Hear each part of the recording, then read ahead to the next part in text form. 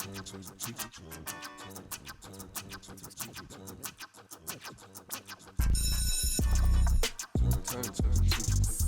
welcome back. I'm Mike with the Turntable Teachers, and class is officially back in session.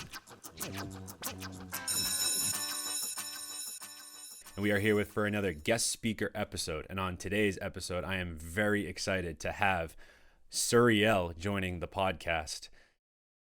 Suriel, how you doing? Thanks so much for stopping by the Turntable Teachers, man. I'm excited to have you. I really, really am. Awesome, man. Thank you for having me. I'm excited to be here, man. For sure. Yeah, we've been on to you for quite a while, man. You're like one of the very first artists when I got into started doing the interviews, when we kind of pivoted the podcast away from just talking about music. You were like one of the first like local artists I actually got into because we have a mutual. Awesome. I'm really close with B-Leafs, actually, who you've done some work with. Yeah, so he put me on to you, and you're a Lynn guy. I'm from Danvers, actually, and our producer's from Lynn, so it's kind of cool. It's kind of like going home back to the North Shore. So just get really excited to have you, man, and talk about your music and your story. I guess we'll kind of start there a little bit with you just kind of like you're from Lynn originally, correct? Yeah, man. I'm from Lynn, so I lived in Lynn for a while I was growing up, but I moved around a lot as a kid, actually. So like I actually lived in Lowell. I lived in Boston. I've lived in Haverhill. Oh, wow. Gloucester. Like, so I've actually moved around a lot, like, worked for years in Peabody, like, so, lived in Saugus as well. So all these places are like, places that I feel like I represent as well, because Lynn is like my hometown. Like, I'm glad to be a part of that. That's the place that I'd say is my home city for sure. But all these other places I represent too. So I feel like I represent the North Shore and like the Boston area the most, Definitely. It's funny, actually, because I'm kind of the same boat. I've lived in Danvers. I grew up in Danvers, but then I lived in Peabody, same thing for a while. I lived in Framingham for a long time, and then was in Medford for a while, and then Reading, and now I'm like hopefully permanently for a little while in North Andover. So it's like I'm same as you, like just kind of nomad, just kind of like bouncing around. So yeah. I would spend every summer though, no matter what, it would be spent in Lynn. So no matter where I was living. Just because my dad and his family lived out there too. So yeah. Well, anyone that doesn't know anything about Lynn, Lynn is one of those cities I feel as though like if you're from there, like they house you. You know what I mean? It's like one of those places where like if you're from Lynn, everyone just kind of like I don't want to say knows each other, but like everyone supports each other from Lynn. I feel like it's one of those types of cities where like everyone really is prideful about Lynn. So for sure. For you growing up, like talk to me a little bit about like your just experiences with early experiences in music and just like growing up. How did you like get into writing and rapping and kind of where you are now? Yeah, actually the first time I wrote a song I was probably like 8 years old or something like that, and it was because my sister was trying to sing. So my older sister was trying to sing, and she wanted like to write a song, but she couldn't write a song. So I actually wrote like a pop song for her. So that was like my first song. So that was like my first song I ever wrote. And then after that, I just really started to get a passion for hip hop. I started hearing like, I was like 8 years old, like Ludacris was like popping and stuff, like Eminem was popping and stuff. Yep. So I'm like listening to this stuff and I'm like, yo, hip hop is crazy. Like that's what makes me excited, So, as I got older, I had situations in times in my life where I felt like I didn't have anybody to talk to or something like that. But the music was like filling that void, or I guess like talking to me instead, and I was like feeling it the most. And so that feeling of like just having something that made me feel comfort in a situation that maybe was uncomfortable for me was kind of what inspired me to make music and really pursue it as a passion. That's awesome. It's an interesting story. So you wrote a pop song for your sister as the very first thing. That's I wouldn't expect that. But yeah, it sounds that's interesting. I like that story though. Like, but it's interesting though because like we definitely grew up with the same type of music or on the same era, because I totally remember the Ludacris days, man. Like I'll never forget, honestly. Like, and I actually, so I'm a teacher for like obviously like our fans know I'm a teacher by now, but like obviously Turntable teachers, they get it. But if any fans of Suriel, so just for context, like. I'm a teacher. I tell my students all the time, like, back like when we were growing up, like it was starting to become a thing where like MTV and VH1 like were going like more towards like a reality show. But like back in the day, man, like I don't know about you, but like I would get up very early. like 6 in the morning before school, and I'd 6 to 7 o'clock. Watch the videos. I was watching music videos, Yeah. and the music videos that constantly were playing all the time. I just remember it was feel like it was Eminem's "Lose Yourself" was on all the time, and Yep. Ludacris. It was always that Red Light District song. I remember that specifically. That was one of the songs that was like on there. But yeah, they were just in. And then Stand Up when that was the other Yeah, one stand up, killed it. That was awesome. Yeah. Like Roll Out, all those songs, man. Yeah, Roll Out. Oh my God. Yeah, Yeah. Ludacris had it going back then. Yeah, for sure. Yeah, That's awesome. Yeah, he totally like. I feel like he was so just creative with his music videos. Like I always felt like and then the one where he did like the Gold Member. What was that? Number One Spot. Did you seen Yeah, that was awesome. Yeah, all his videos were great, man. He was really in his bag. Like those years were golden for like Ludacris was killing it. Yeah. I think now, like if you looked back, you might say like, oh, he was a little gimmicky or kind of like was trying to get like the wow factor, right? It was really like, Yeah. but he was innovative as hell. Like you got to give Ludacris that, even if you don't care for his music. But I used to listen to Ludacris all the time. Yeah, man, he's a great lyricist too. Actually, like he goes deep sometimes. So, like it's all around, Yeah, well, even on songs like "Runaway," like I mean, as he like Mary J. Blige, and like there were a lot of songs where he definitely got very introspective for sure. Like so, it's funny to look back on that era of music and just sort of just reminisce. Some of the greatest music that I can remember, man, for real. Yeah. Well, yeah, we're a little biased, of course, but I agree. Like I that was the music I grew up on too, so it's really funny. Ludacris is a name that hasn't actually been brought up on this podcast yet, so that's why I'm reminiscing now about Ludacris. You got me thinking about him. That's awesome. Dope. So for you though, like in terms of writing and specifically like getting into hip hop, like when did you start like actually writing like raps? Like when was that like transition for you? I was writing raps in 6th grade, 12. So I was 12 years old. That's when I really was like, Lil Wayne was like my favorite rapper, and he was just putting out mad music. Like it was like 2005, 2006 or whatever. So like, I was just like super excited to write music. So that's all I was doing. Like literally, I was like skipping school and like writing raps and stuff and being ridiculous. So it was cool, man. But that was what I would do in the back of the class, is just write raps. Awesome. Yeah, so, you are just quiet, just back of the class writing raps, and teachers was kind of just letting you do your thing, or was it one of those things like, Suriel, you gotta pay attention? It was a little bit of both. It was a little bit of both, but I like that. And that's the thing too. I almost feel like it's it's one of those things where like you're clearly passionate about it, right? So like it's not like you were back in the class like screwing around, like you were writing. Like I think if I teach English for context, so like if I came across a student, like it's actually fun. It's a funny story with this.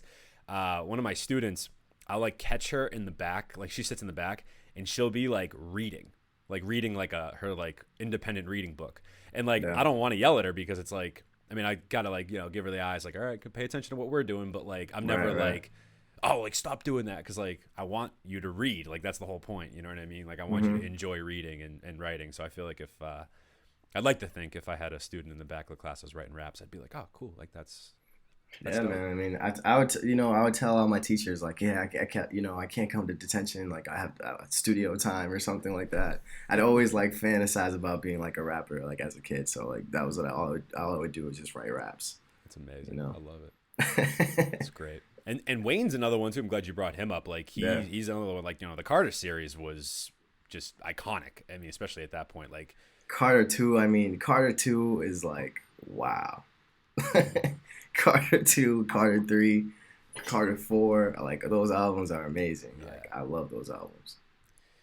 Carter 2 to me had some songs that were like for the time like just unbelievable. Like he was that Carter 2 like with one, I'll backtrack. So 1 felt like it fit that mold of that sort of that sound that was like really popular in the early 2000s, but then I felt like with 2, especially on some of the deeper cuts there, like he gets into, like same kind of with Ludacris, even like gets into a very emotional bag a lot of the times, and Lil Wayne is incredible. Lil Wayne is one of my top 5 rappers ever, and especially in that time. But my favorite thing about the Carter 2 is that on the first song, it's Fly In, Fly Fly in. Out, and it's Greatest Rapper Alive, I think. All three of those songs have the same beat. And he just rips it three times on the same album for I like know. 3 minutes each. That's crazy. It's unbelievable. Yeah. And that was back when albums were like 18, 19 tracks. Like there wasn't a skippable Yeah, song on that album for me. that Like, album is crazy. and then I remember 3 came out too because I was in 8th grade when 3 came out. Hmm. And I remember this is a good one too. Like I woke up, we were actually going to our Washington, D.C. trip in 8th grade. So it was going to be on a bus for like 10 hours. So I remember waking up and the Carter 4, excuse me, 3 had just dropped at midnight. And remember waking up at 4:30 in the morning and downloading it on I like LimeWire or maybe I actually downloaded off iTunes. I don't remember how I did it, but I downloaded like I was like I have to have this album before I go to on this trip. And I remember just for 10 hours straight listening to the Carter 3. Like that's all I listened to. And that's That was another one. a Yeah. amazing album. So yeah, Lil Wayne, one of the greatest ever for Easily. Yeah. Lil Wayne is like a special dude for sure. No doubt about real. that. No doubt about that. Yeah. So when did you start like actually like recording music though? So you're saying like, you were kind of dreaming about recording music. So when was like that transition for you where you were like, oh, I could actually do this. I have some talent here. In high school is when I realized that I could definitely pursue it. So that's actually when I met with my manager, and we actually decided to start taking this a little bit more seriously at the time. So we got some studio equipment, and we just started making music. And we put some songs out, and people loved them at school and stuff, and they were going crazy, and they were like, "Yo, like, I didn't know you could rap like this and stuff like that." And as soon as I graduated high school, well, my senior year, I moved to Lowell. Okay. So that year, I kind of like didn't really worry about meeting new people or worry about like playing sports and stuff like that. I was like, you know what, maybe this is a time for me to just focus on music. So that's when I decided to really make music, and that's when I wrote. There's 2 songs that I released from the period. Actually, my first batch of real songs that I made in my demo tape, which is "Ghetto Dreams" was one of them, and wrote that when I was 18, and then the Miss Jackson freestyle was also written when I was like 18 too. So those 2 songs were part of my demo tape that I recorded that summer after I graduated. So senior year, I took it very seriously and was working on music heavily. Awesome. And then But you're but oh, go like ahead, sorry. but then actually as before I released it, like it was took a couple years. So Rise was my first project that I put out. As my name was Wilson at the time, and which is my first name, by the way. So Wilson, and then Suriel is my last name. Um, but yeah, so it took me like I was like 21 when I put out my first project, I guess. And that was Rise, correct? Was the first Right, project. But then you right, started right. going under Suriel for Blank Slate. Was that the first project you would release under your last name? Yeah. And what was the, like the reason for you transitioning to your last name? Like what was the idea behind that? Honestly, they just took my music down everywhere, and they told me that I had to change my name because there was a rock band or something named Oh, really? Wilson. Oh, no So, kidding. I didn't know what to name myself next. I was gonna do my full name, and then I was like, that's like super long. So then I was like, I looked up my last name one day, and I realized it meant God's Prince, and then I was like, that's pretty cool. So I went with that instead. Awesome. And then you dropped Blank Slate. That was your first project as Suriel, and Yeah. that was a really great project. And I remember you have on there, of course, Highs and Lows, which ended up on not only your album but Beliefs' project as well. And Yep. that was your debut project as Suriel, and you got like a great guest feature, like someone like Rockie Fresh, and that was really cool for me because I listened to Rockie Fresh in the past, and to see his name on your project, I was like, oh shit, that's really dope. So tell Yeah. me a little bit about like Blank Slate, how it came to be, and of course I wanted to hear about the Rocky Fresh feature too at some point as Yeah. well. So Blank Slate was, we put out like a small little EP, and we were getting a lot of love locally, like in the North Shore. Like, I was doing open mics everywhere, and everybody was like, "Man, this project's really good. These songs are really good." Like people were asking me if I was signed and stuff, and then I was like, "Nah, man." So like, this is my first songs that I ever put out, so I'm like pretty excited about it, because I'm like, wow, this is how people are, gravitating towards it. This is pretty amazing. So I feel like, all right, this is a sign for me to start taking this more seriously. And as soon as I finished that, I started working on my project, which was Blank Slate. But it was like very early on. Like I didn't have producers sending me beats, so I did YouTube beats for pretty much the whole project, except for two, which is Belief, who did highs and lows, and then the other person is Rich from Stupid Genius, or from his name. He's now going by Rich. He did the other song Double Dare, which had them on it too. So those were the other two songs that we did that way, and it just came together. I just made like 13, 14 songs, and then we decided to use those. As far as the Rockie Fresh feature, Stacks, I wrote Stacks, and I was just like, man, the song's so awesome. Like, who could we get to feature on it? And of course, we were on a budget and stuff, so we had to figure out how much we wanted to spend and stuff. And Rockie Fresh just posted he was doing features or something, so we hit him up. And I was just thinking about like when he was on Maybach Music and stuff, and I thought he was actually really dope. So I was like, "Oh, this is gonna be awesome," and I actually would fit very nicely on this song. And yeah, we sent it over to him. He sent it back in like 48 hours, and it sounded awesome. And it was really went well with the whole vibe of the song. And I was I was hyped. That was like my first feature, my first like moment of being like, wow, I'm like doing like music business now. Yeah, yeah. It's certainly one of my favorite songs in your catalog for sure, especially from that project. Like I love that song, and yeah, I've been a Rockie Fresh fan for quite a while. Like I remember he did that collaboration with Casey Veggies, like, and of course the music stuff. Like he's a name that like not a lot of people I think talk about enough as somebody that, and he's still doing it, man. He still dropped. I think he dropped a project somewhat recently, like late 2020, I want to say.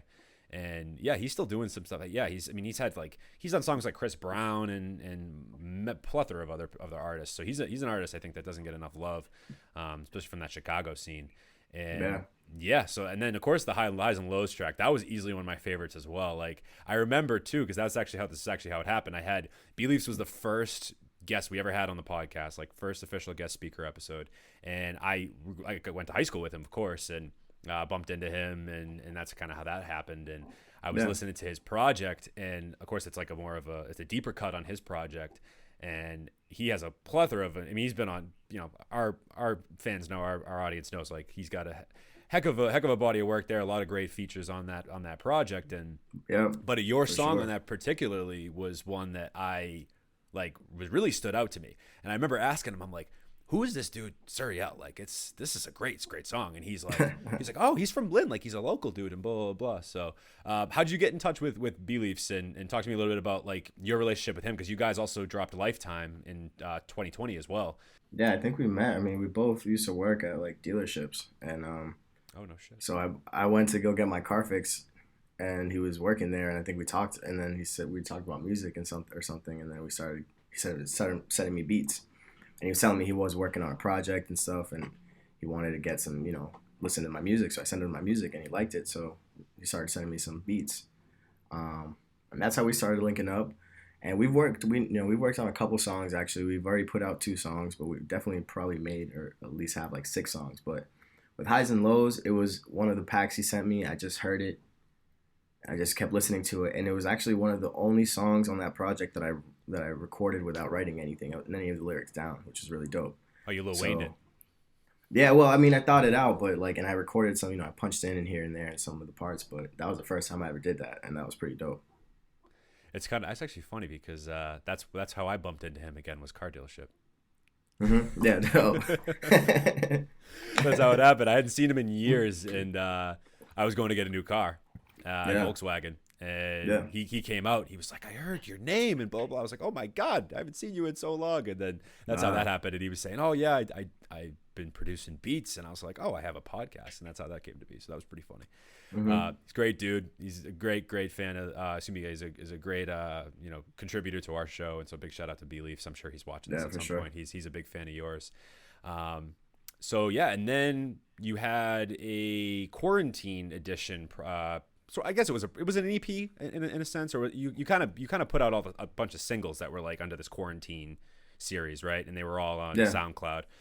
Loved those songs too. So tell me about those specifically as well. Man, those songs are fucking awesome. I love those songs, man. They're crazy.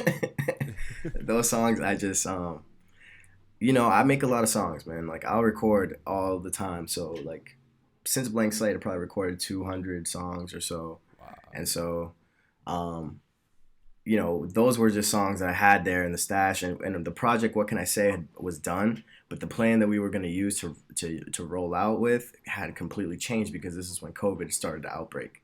So, all of the in-person situations that we had set up, we had to postpone, and we didn't know what's going on. And then I had all these songs that I was working on, like a project or just having in the stash. I'm like, man, these are like so good. Um, which was "Want It Bad" was one of them that I just made with my boy from Lowell, TJ. Who's a producer, and so he made that track, and we, from there I had "Chase It," which was another song that I had in the stash. It was probably like a year old at that time, but I just every time I listen to that song, I'm like, man, this song is awesome. Like it's crazy. And then the freestyle, double back. Double back is probably one of my favorite verses ever. Just ever, because I like the perspective that I went out toward the end, where it's talking about like what I felt like when I was going to school, which is like put my, walking up the steps to go to this on the school bus, like put my backpack, like take the seat by the window, like I'm describing all these things, and it's like also my mentality as I'm going to school. So that one was like one of my favorites just for the creativity of it. And fall freestyle, I made the same week I dropped it because I was looking at this. Yeah, I was looking for like another song to put on there, and I was like, I want to keep that like super like hard flows, like hard raps. So I just made one more real quick, which is dope. Yeah, that's what I've noticed about your work. Like, and I guess this is like another question I have for you because I've noticed like every project you've done, they don't sound like the one prior to it. Like it's very you've used very different sounds. Like of course it's all hip hop, but like it's very different sounds and vibes and things of that nature come from project to project. Like, is that something conscious for you where you're like, I want to change my sound and my approach on each project, or is it just something that has maybe just happened naturally for you, like as you've kind of gone through your career? You know, with Blank Slate, I had almost an intention to do it. Like I was kind of aware of it as I was working on it. I wanted to make sure it sounded pretty cohesive. Um, with the quarantine tape, those actually were songs made throughout different periods. So those were just like me trying, those were just like sometimes I call those like, like my exercise work because I'll like Yeah. do freestyles and verses like that are just like super hard, but they're not really great songs necessarily because they're not like musical or whatever. So I have a bunch of those, and those are sometimes my favorite songs ever. Yeah. So anyways, those was just a collection of songs that I had extra in the stash. And then with What Can I Say, um, me and John were working on it. We worked on a bunch of beats together. We were, choosing what sounds would work best, changing things. And we made probably 5 songs. And the other, like, those three just felt really good. Like, just together, they just felt really good. Like, the other two were, like, completely different vibes. So we just went, like, I just decided that those three were, like, going to be the ones because it had, like, a good beginning, middle, and end vibe to it. Hmm. So that's why the 3 songs were pretty like, as far as what I was trying to convey, the message I was trying to convey, I feel like I hit it pretty straightforward, and I didn't need any extra fluff in it. So it was pretty nice to be able to do that. So we just had Jon Glass on recently, and Yeah. where we're recording this, his guest speaker episode just came out this past week. So of course, after the end of this episode, don't leave this episode and go straight to Jon Glass's. Everybody who's listening, go check Jon Glass's out after this if you have not. Mm-hmm. But he Yeah. was talking about. I asked him about you because he's worked with so many artists, and you were one of Yeah. the people I wanted to ask him about because I love that What Can I Say project, man. Like what you were able to accomplish with that not only like really spoke to me and resonated with me, but I could just feel your grit, but also like just kind of energy and even pain to an emotion. Like I could feel it all in that project. Like I know Yeah. there's a lot packed into that project, a lot of like outside stories that if people don't really know your discography and your story too well, like they might not know the background from. But he was telling me some interesting stories about you guys in the studio, and especially with the music video, how he kind of pivoted you in a different direction. And I think for the better because the ending product of this thing is incredible, and even the What Can I Say title track landed its way onto our honor roll for 2020. I loved it so much. Awesome. Yeah. We had That's to honor. give. Thank you. You're welcome. You're very welcome. It was well deserved, and especially the music video, man. Like that. Ugh, it just really got to me. So I want you to really tell me about, not only working with Jon and really how influential he was with What Can I Say, but also just the background story of What Can I Say and how it all kind of just came to be. Yeah, man. It started with um, I had my headlining show, which was in April. I think it was 2019. It was my first headlining show, so I'm excited. I put out Blank Slate. I just got, and at the same time, I had like it was a week before my show. I had just finalized some a contract with BET. They were gonna play my record. They were gonna play my record on BET Jams, which was SLP, and so all this was happening at the same time. And I went to the studio that the week before to my show, and I was like, I just went to Jon because I just saw the reputation that Jon had, and I was like, man, I want to work with you. I want to make a project with you, and it was just a studio session. He had all his homies over. They were just chilling, and but that same night that I left, I ended up having a seizure. So, I had a seizure that night, and I was in the hospital for a couple of days. They were running all kinds of tests to see if there was anything like, what could have caused it, what was the issue. And, luckily they found nothing wrong with me except for the fact that I was just overworking myself because I was working, 40, 50, sometimes 60 hours a week. And then also maximizing my studio time, trying to be in there like 40 hours a week as well, too. So like I was just going from work to the studio to all night, every night. And I was doing that for like 6 months after Blank Slate, because after Blank Slate, I just felt so much like excitement and also a little bit of pressure of like, all right, now I need to make something better, So I was pushing myself to my limits, and I ended up having a seizure, and that was a week before my headlining show. So now I'm a little bit like concerned because I'm like, man, I don't know if I'm gonna be able to do the show. My doctor's kind of telling me you should probably relax, like take it easy, maybe not do it. But I'm like, this is the first time I've sold tickets. Like we're like about to sell this out. Like I can't. I gotta be there, This is what I worked for, So, and then the crazy thing is, the next day, so I got out of the hospital after they tell me that I'm good. The next day, my video premieres on BET. So I'm watching my music video on BET. That day, I had a heart monitor on because they were just making sure that it wasn't any issues with my heart. And so that same day, I called Jon Glass up, and I'm like, yo, Jon, we need to make some music. Like we need to make some music now because like he's like I just had a seizure. This is crazy. Like I need to get this stuff off my chest. And he's like, all right, come to the studio. So I go to the studio. I'm chilling with him. He's like, yeah, we're talking about doing like a 3-song project or whatever. And I'm like, man, like I have a heart monitor on right now. Like I showed him my heart monitor. I'm like, bro, like my music video's on BET. I have a show next week. Like we need to make music now. Like this is crazy. Like. So he's like, all right, man. As soon as you're good, we'll go back and we'll start working on music. So, I that week I just relaxed. Like I made sure I was in like, I would go to the gym in the morning just to run, just to make sure I was good. Then I would rest all day. Then I'd do a rehearsal for an hour for the whole week. So after that, I felt pretty confident that I was gonna do the show, and we did the show and we killed it. It was an awesome time. It was like amazing, and then me and Jon got busy right after that. Like as soon as that I think the same weekend that the show was, the same weekend we went and started working on What Can I Say. So I was in that weird headspace of like being at a high, a very extremely high, but also like a crazy low because I'm like, man, I don't even know if I'm okay. Like what's gonna happen next? All I knew was I needed to make music, and so we went in there, and it took us about a month to finalize everything and finish up all the tracks, but. We went in there, we collaborated, man. We were in there like sometimes all night long, like literally till 4 a.m. some nights, just trying to get the vocals right or whatever it is. And, but it came out great. I'm excited. I'm super happy with the work and the way people they really cared for the project and the short film and the story and everything.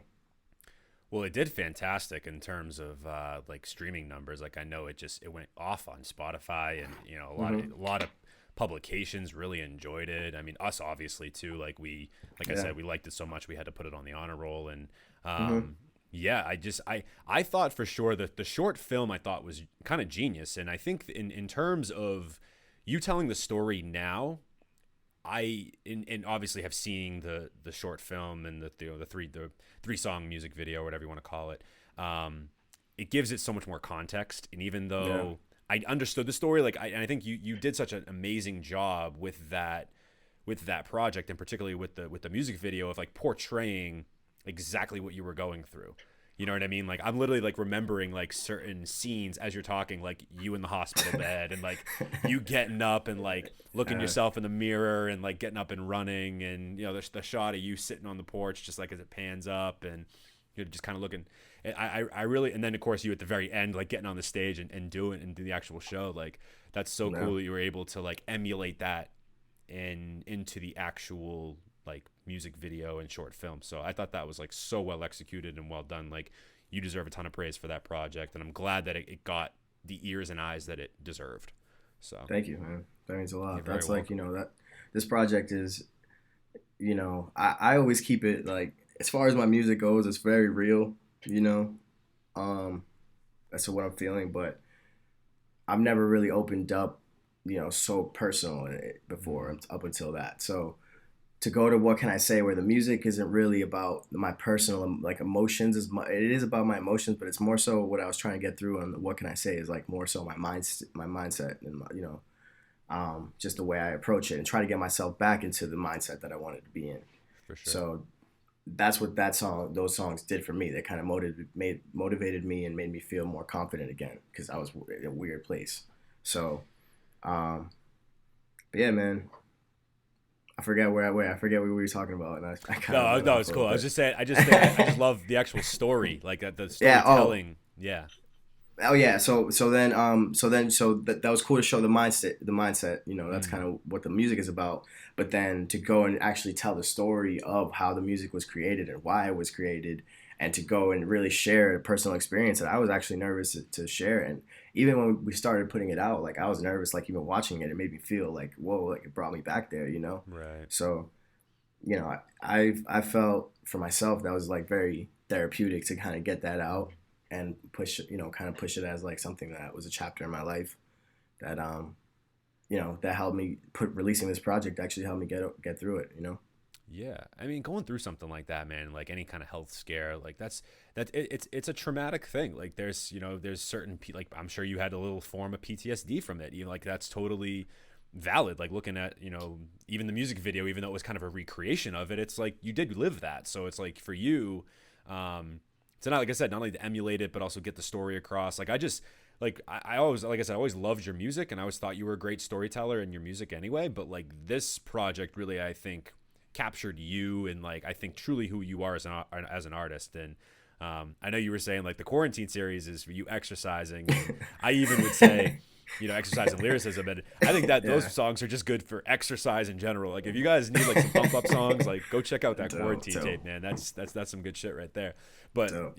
what can I say was so just introspective, and I guess like you said, like not super introspective about like you personally, but just like that little slice of your story was there, right? And it like it was Hmm. it stuck out. It was profound. It was and it was different than I think a lot of not only your music but music that we hear today. Like I know there's a lot of artists that get introspective, but to really just be able to hone in on that moment for you, that's just I think like it's triumphant. It feels triumphant, right? Like and Yeah, it I mean, that's what it was. It was like, it's it's like a part in the movie. It's like, how do you get yourself back to, after you've had a loss or something, after you've taken, you know had to suffer through some pain or whatever. How do you get back to where you were, and how do you build up your confidence? And that's what can I say was for me. It helped absolutely. me just build up my confidence and get me right back where I needed to be. For sure, for sure.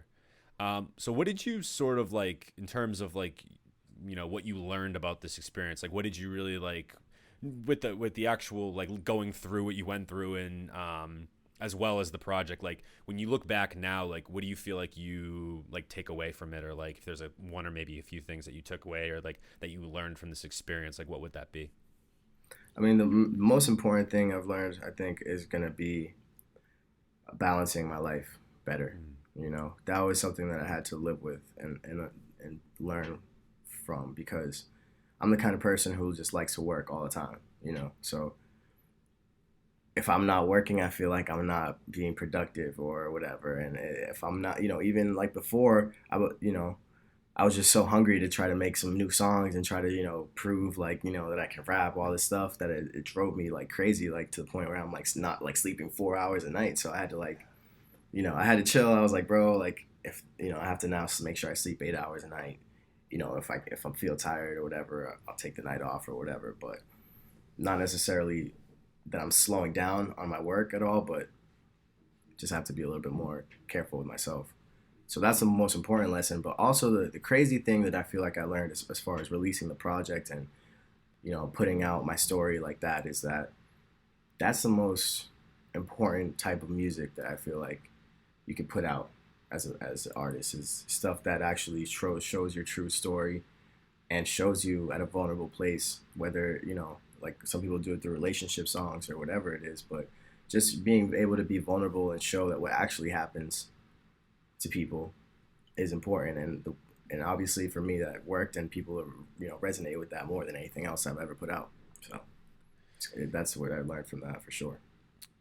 Yeah, and it's also too like, I mean, something like a relationship, right? That's something we've all been through on some level, right? But so that's at least relatable on that surface. But the interesting part I think about What Can I Say was, I'm sure there's people out there that have obviously been through similar health scares that you've had and maybe gone through like seizures and things like that. But I think the vast majority of us, like especially like our audience of you, like we haven't been through that, and it almost Yeah. made it more like more engaging that like for just me personally, I don't want to speak for everybody, but just for me personally, like not being like having gone through something like that for me was it was something different. It was refreshing. It was just, again, like and then the music itself is just so well done and put together. Of course, you had a decent producer, I guess. He's fine. You know what I mean? Jon Glass.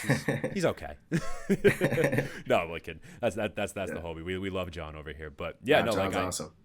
yeah, incredible. Like I said, I referenced it a little earlier. He was telling me. Now I'm kind of forgetting the whole thing he said, but he was saying how the music video, it was either the music video you had originally didn't fit it, and he was like trying to help you like get the actual, maybe it was the sound. I can't remember what exactly he said, but he like Mm-hmm. pushed you in a different direction, and then it worked out or whatever. I thought With, it with, was. I think with some of the songs more so, Mm, because we were talking about just different sounds, and I wasn't comfortable doing certain things, and he had different ideas for how it would sound, and so I mm, think we very much worked collaboratively on pretty much all the aspects of the song, as far as the tones and stuff like that I was trying to use, because some of those tones were different for me, um, right. compared to other songs that I've done. So it's new territory, and it was cool, man. It was cool to be able to, like, I never worked with a producer like on one project before that project, so we were just in there really building it. It was like you're making pizza, like you start with a dough and stuff, like it's different, like you're actually in there working on every aspect of the sounds of this. So it was cool. It was really a growing experience for me, and it was dope to share with Jon, who has a lot of expertise in this business and stuff. Yeah, yeah, and like that kind of goes back to my earlier sentiment of just like that none of your music quite sounds the same. Like the predecessor doesn't sound quite like the project that came after, and that's I think what I've enjoyed about you so much is that I know that like I'm gonna get something refreshing and different from you every time, and so I love that aspect of it. And like I said, I just think the whole project worked out so well. So I'm glad you're healthy and doing well and safe. And it's funny, we have a lot of that in common, man. I'm definitely a workaholic myself, and I've started to think about that too, like especially lately. And so I'm kind of glad that we're having this conversation because it reinforces it even for someone like me who, I mean, I'm a teacher, I'm a basketball coach, I'm clearly the podcaster, and a lot of work goes into each one of those. Like I could, have a full time job with any of those three. So it's Right.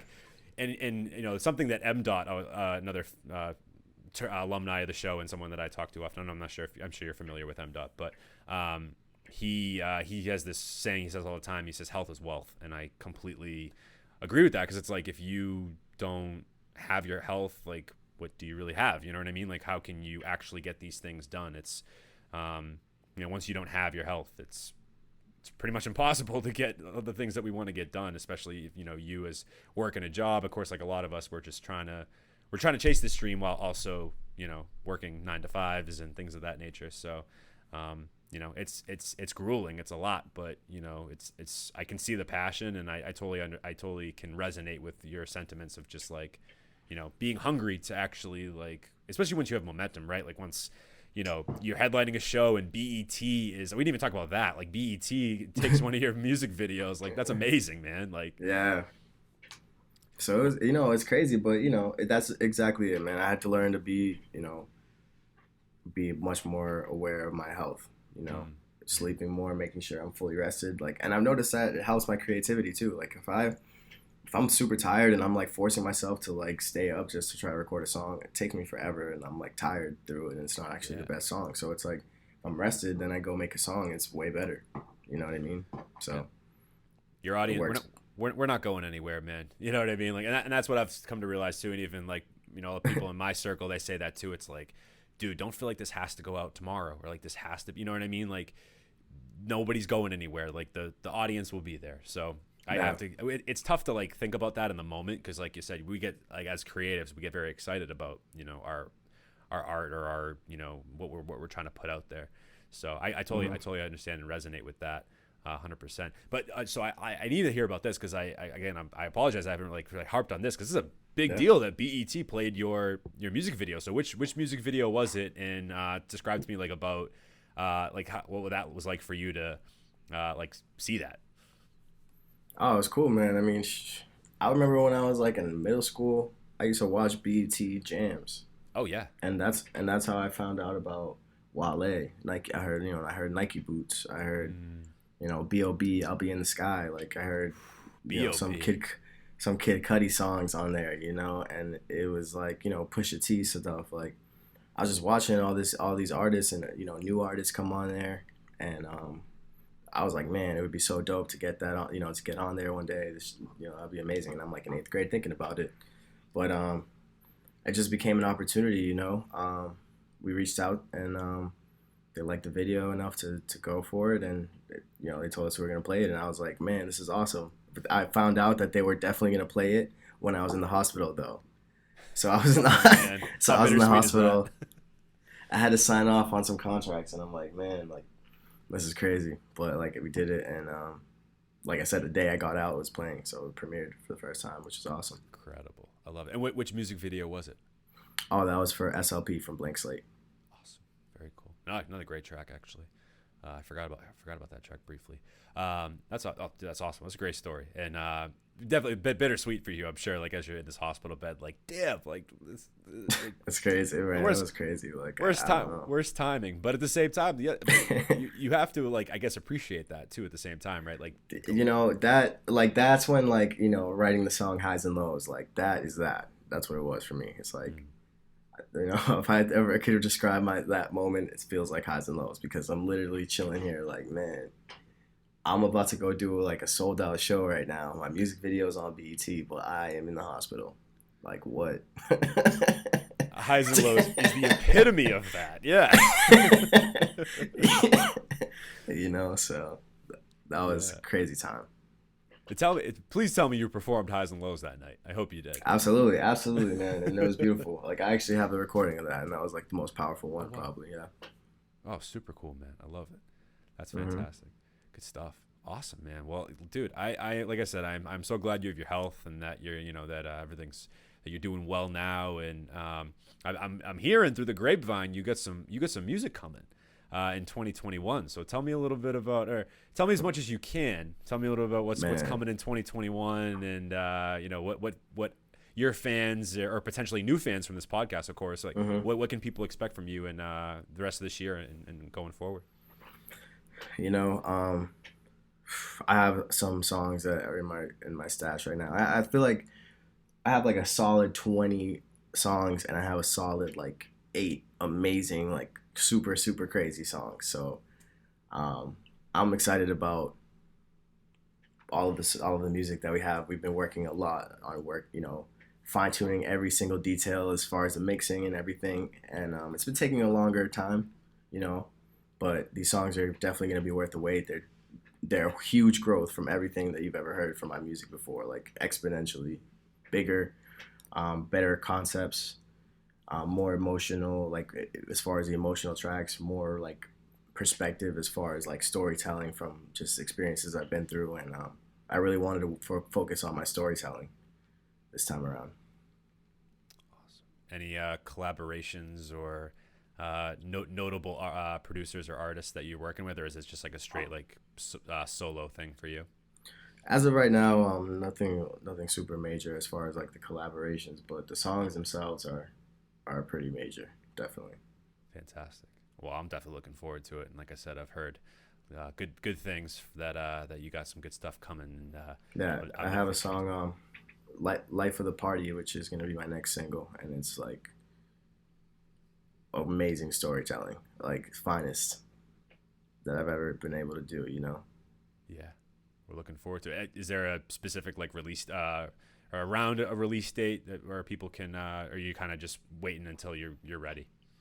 I'm waiting till it all lines up. I mean, we've been mixing it and stuff, so once it's mastered, we'll figure out what the date is. But Cool. all I know is that it's gonna be very big. I'm excited for that. It's like, hopefully we can do a whole moment. Like, what can I say with this one? Sweet. Well, definitely looking forward to it, and I know a lot of people are really listening to this are probably as well looking forward to what you got coming this year. And I mean, I've still been running What Can I Say back, so I'm still satisfied with that, but I'm definitely excited to hear more. So I'm definitely excited.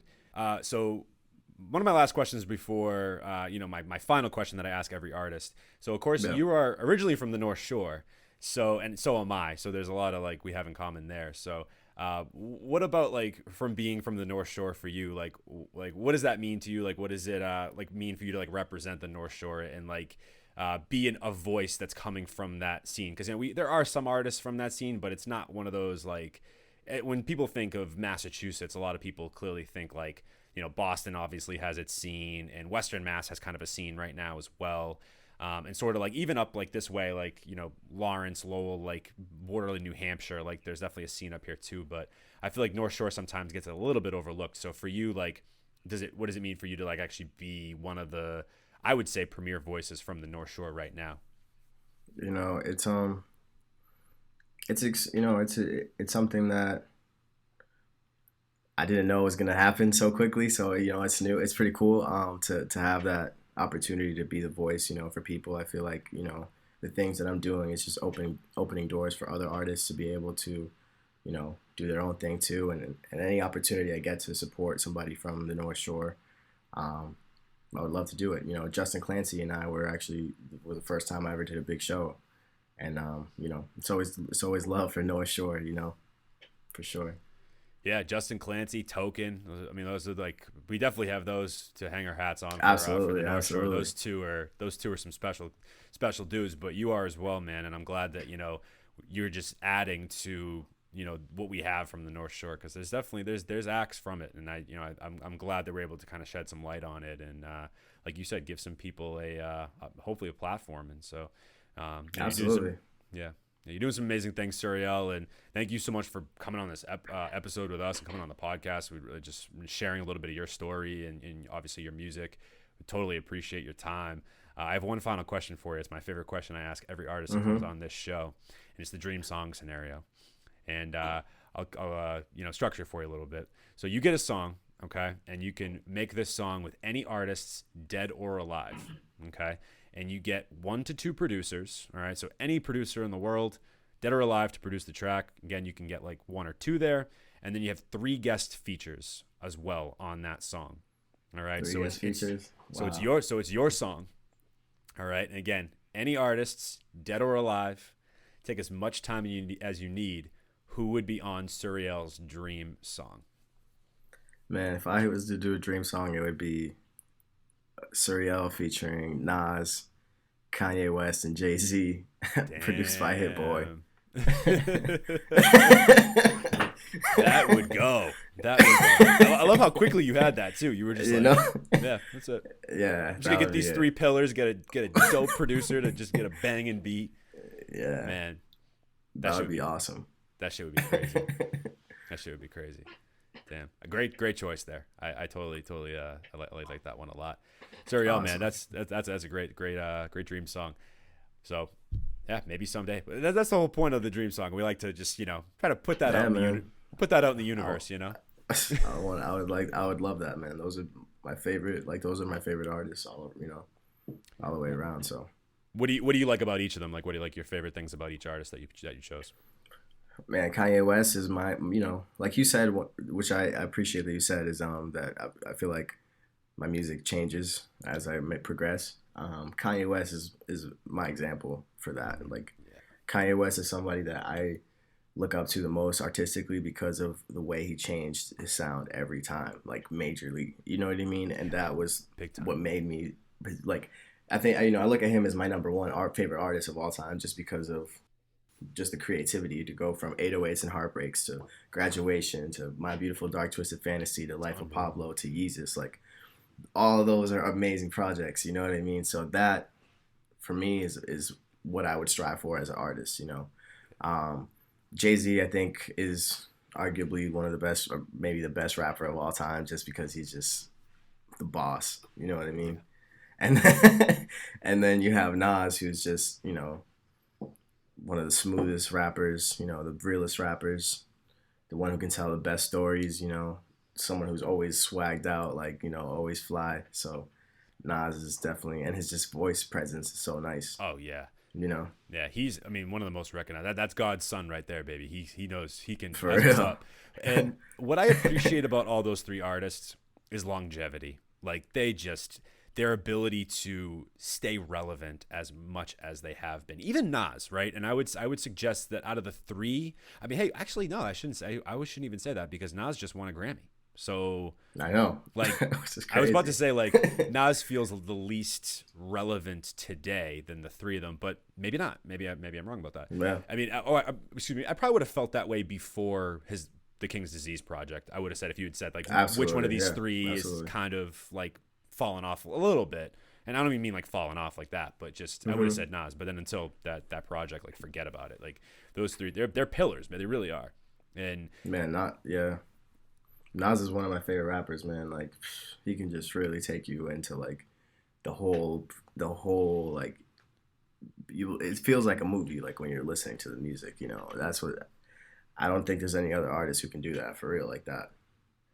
like So that's what I like about him. lyrically, like I remember listening to One Mic for the first time when I was Hmm. young. I was probably like middle school, high school, something like that. And still to this day, I think I'm still unpacking that song. Like so like songs like that, like it's like his lyricism on a song, like it's just insane. It's insane. There's a lot. There's a lot to take in on his music. Oh yeah.